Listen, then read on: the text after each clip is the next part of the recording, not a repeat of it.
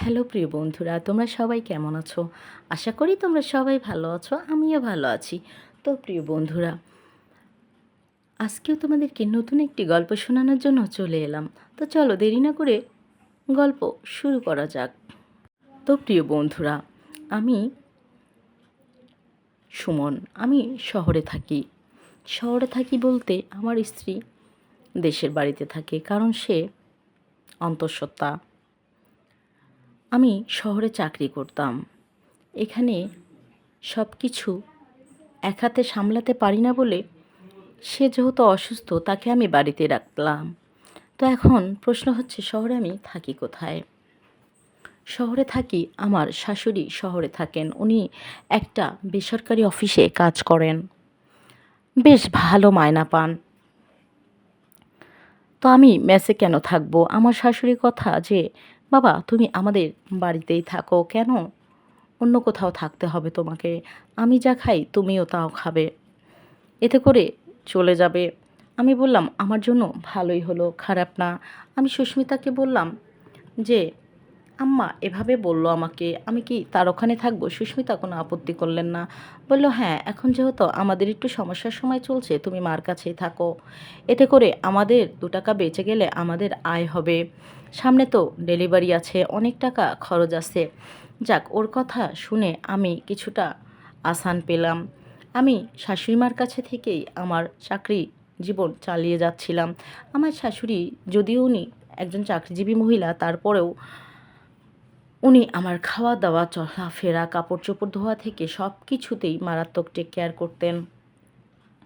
যাকগে, আমার শাশুড়ি বিধবা ছিলেন। ওনার হাসব্যান্ড অনেক আগেই দুনিয়া থেকে চলে গিয়েছিল। আমার জানা মতে, যতটুকু শুনেছি, উনি যখন 7 মাসের অন্তঃসত্ত্বা, ওই অবস্থায় আমার শ্বশুর রোড অ্যাক্সিডেন্টে চলে যায় ওনাকে ছেড়ে। ওনার বিয়ের মাত্র 1.5 বছর পর।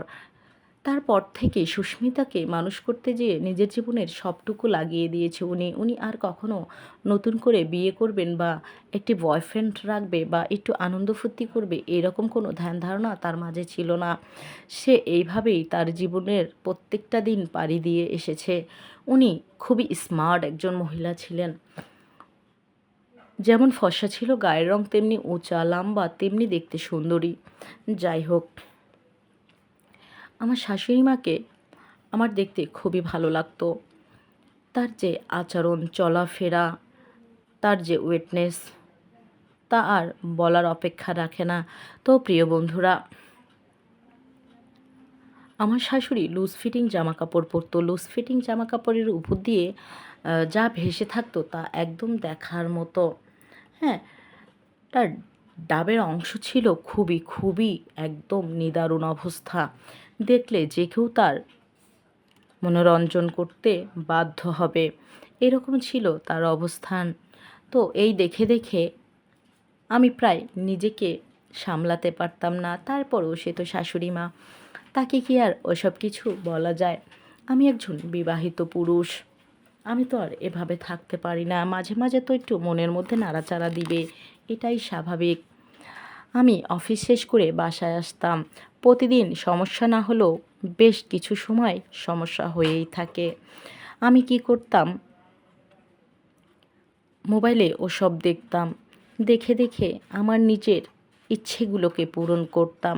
এভাবেই চলছিল সব কিছু। আমার একটু বই পড়ার অভ্যাস ছিল, চটি বই। আমি সেই চটি বই আমার বালিশের নিচেই রেখে গিয়েছিলাম ভুলে। আমি একদিন অফিস থেকে এসে দেখি আমার শাশুড়ি দুপুরবেলাই বাড়িতে চলে এসে বাড়িটা খুব সুন্দর করে পরিষ্কার করেছেন। কেবল আমার রুমটাই পরিষ্কার করা বাকি। আমি এসে দেখলাম সেই চটি বই আমার শাশুড়ি মা পড়ছে। আমি বললাম, মা কি ঘর ক্লিন করছেন? দেখেও না দেখার ভান করে ওখান থেকে সরে গেলাম। যে আমি নিচের ড্রয়িং রুমে বসলাম। বসার পরে শাশুড়ি নেমে আসলো। আসার পর বলল, বাবা ঘর ক্লিন করে দিয়েছি, তুমি এবার যেয়ে ফ্রেশ হতে পারো। আমি বললাম, ঠিক আছে আমি যাচ্ছি। আমি চলে গেলাম আমার ঘরে। যাওয়ার পরে শাশুড়ি যেভাবে আমার সামন দিয়ে ঘোরাঘুরি করছিল, মোটেও আমার মন ভালো ছিল না। আমার ইচ্ছে ইচ্ছে করছিল সব কিছু। যাকগে, কিছু তো আর করার নাই। আমি সেদিনও মোটামুটি ফ্রেশ হয়ে খাওয়া দাওয়া করে এসে আমার ঘরে নিজের ইচ্ছে পূরণ করলাম মোবাইলে ওই সব দেখে দেখে। এভাবেই চলছিল আমার প্রতিটা দিন।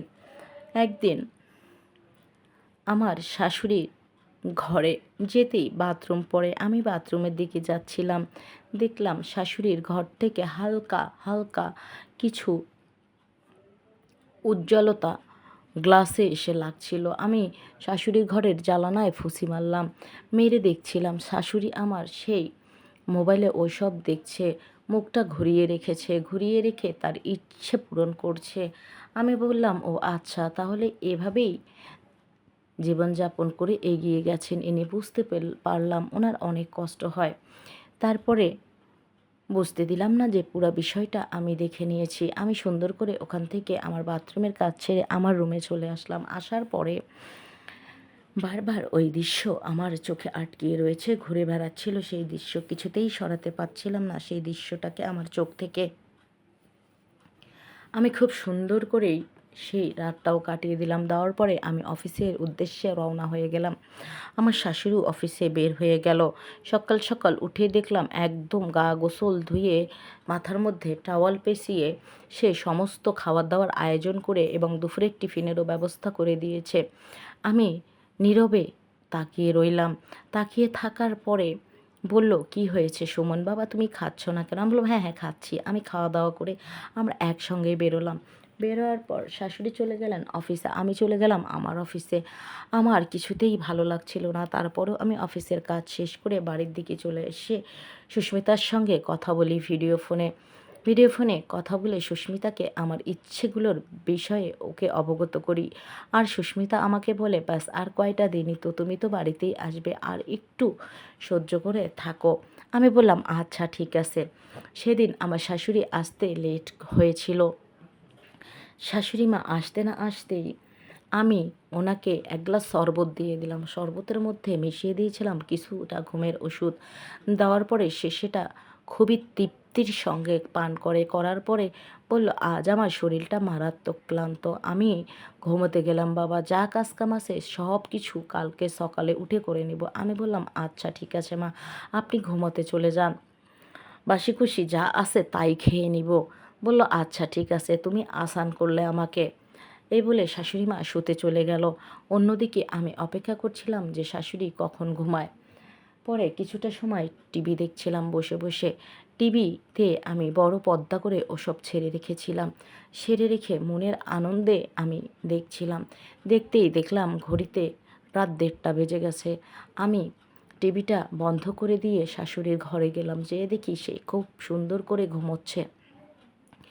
তারপর তার নাকের মধ্যে হাত দিলাম, শরীরটাকে ঝাঁকুনি দিলাম, দেখলাম না সে গভীর ঘুমে আচ্ছন্ন। তারপরে আমি তার দেওয়ালের কাজগুলো খুবই মনোযোগ দিয়ে করি।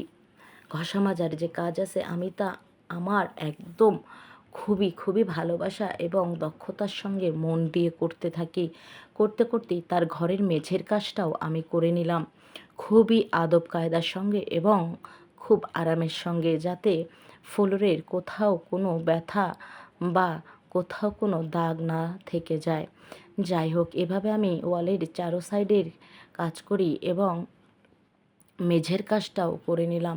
দেখলাম যে না, কোনো সাড়া শব্দ নাই। আমি চুপচাপ করে আমার ঘষা মাজা পরিচ্ছন্নতার কাজ শেষ করে আমি আমার রুমে চলে আসি। যাকগে, এখন কাজ করাকালীন যে বিষয়গুলো আমি ফলো করেছি, এতটাই মেঝেটা যে এত সুন্দর ছিল কি বলবো তোমাদের, তোমরা নিশ্চয় বুঝতে পেরেছো আমি ঘর কোনটাকে বলেছি, মেঝে কোনটাকে বলেছি, আর দেওয়াল কোন সাইডকে বলেছি।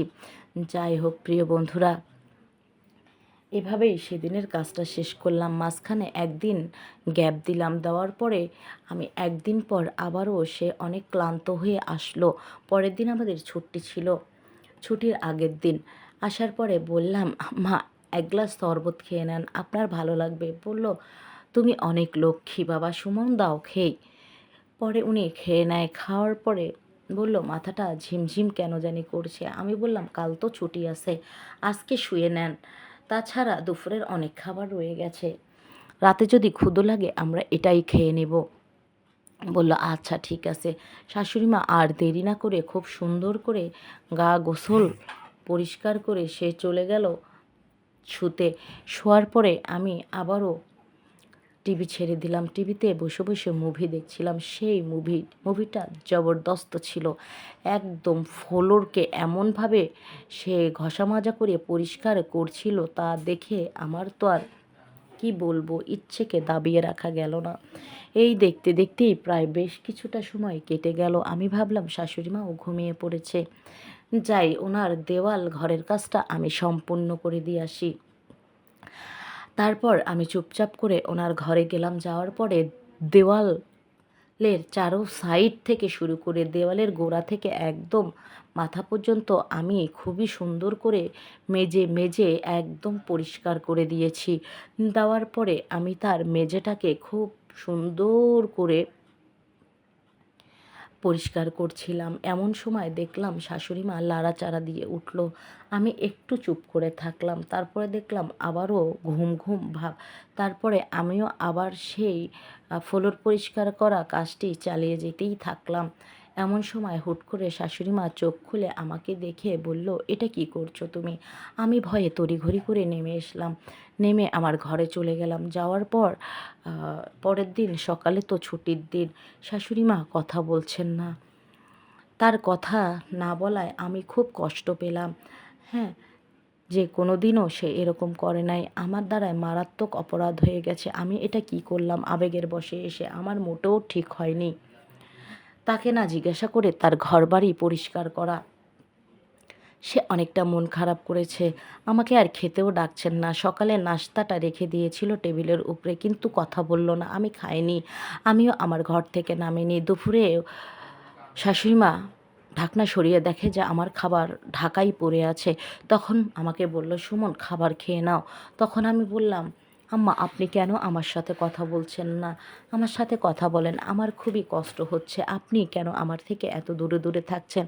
শাশুড়ি বলল, তুমি যেটা করেছো সেটা কি ঠিক করেছো? তুমি একবার বলো, আমি তোমার মুখেই শুনতে চাই। আমি বললাম, আমি অত কিছু জানি না। আপনার জীবনটা আপনি এভাবেই কাটিয়ে দিয়েছেন, কিন্তু কেন? আমি আপনার কাছে এটা জানতে চাই। আমি যদি আপনার কাজে একটু সাহায্য করি, আপনাকে হেল্প করি, তাতে আপনার অসুবিধাটা কোথায় বলেন? এতে করে তো আপনারই আসান হচ্ছে। এটা কি কেউ জানতে যাবে বলুন তো? তখন বলে, লোকে জানলে কি বলবে? তুমি আমাকে একটাবার শুধু এই জবাবটা দাও। আমি উত্তরে তাকে বলি, শুনেন শাশুড়িমা, লোকে কিভাবে জানবে? আমি কি লোককে বলতে যাব, না আপনি বলতে যাবেন? অদ্ভুত কথা বন্ধ করেন। এ সমস্ত কথা না বলে আপনি বরং আমি যেটা বলছি সেটাকেই মেনে নিন। কারণ আপনি সারাটা জীবন শেষ করে দিয়েছেন আপনার মেয়েকে লালন পালন করতে যেয়ে। অন্যদিকে সারা জীবন ধরে বাড়িতে এত এত নোংরা জমিয়েছেন আপনি, যে আমি পরিষ্কার করতে করতে বড়ই ক্লান্ত হয়ে পড়েছি। তারপরও আপনার দেওয়ালের এবং রুমের ভিতরের মেঝের ময়লা পরিষ্কার করা শেষ হচ্ছে না। আপনার সমস্যা কোথায়? আপনি শুধু সায় দিন। তখন শাশুড়ি আমাকে বলে, আমি ভেবে দেখতে চাই। আমি বললাম, কয়দিন লাগবে? বলল, ব্যাস একটু সময় দিয়ে দাও। এভাবেই একটা সপ্তাহ গেল। আবারও সেই ছুটির দিন চলে এলো, কিন্তু শাশুড়ির কোনো রকম কোনো আমি কৌতূহল পেলাম না। না পাওয়ায় শাশুড়ি মা তীব্র মাথা ব্যথা নিয়ে অফিস থেকে বাড়িতে ফিরেছে। পরের দিন ছুটি। আমি বললাম, আমি কি আপনাকে একটু মাথায় মলম ডলে দেব? বলল, হ্যাঁ দিতে পারো, আমার খুবই মাথাটা যন্ত্রণা করছে। আমি বললাম, আপনি সোফার উপরেই বসুন, আমি এক্ষুনি আসছি। এই বলে আমি আমার রুম থেকে মুভ এনে শাশুড়িমার মাথাটা মালিশ করে দেই। হ্যাঁ, মালিশ করতে করতে আমি যেন এদিক ওদিকে দেওয়ালের এদিক ওদিক চলে যাচ্ছিলাম। বুঝতেই তো পারছো প্রিয় বন্ধুরা। তো দেখলাম শাশুড়ি মার কোনো রাগান্বিত কোনো স্বর নেই এবং কোনো বাধাও নেই। এই দেখে আমার সাহস যেন আরও দ্বিগুণ হয়ে গেল। আমি ভাবলাম, তাহলে তো আমার কাজে আর কোনো বাধা নেই। এবার যা করার দুজন মিলেই দেওয়ালও পরিষ্কার করব, পিলারও পরিষ্কার করব এবং মেঝেও পরিষ্কার করব। মনে মনে এটাই ভাবছিলাম। আমি তাকে জিজ্ঞাসা করলাম যে, কি হলো শাশুড়িমা, আপনি এভাবে স্তব্ধ কেন? আপনি তো বলেছিলেন আমাকে জানাবেন, কিন্তু আপনি তো জানালেন না।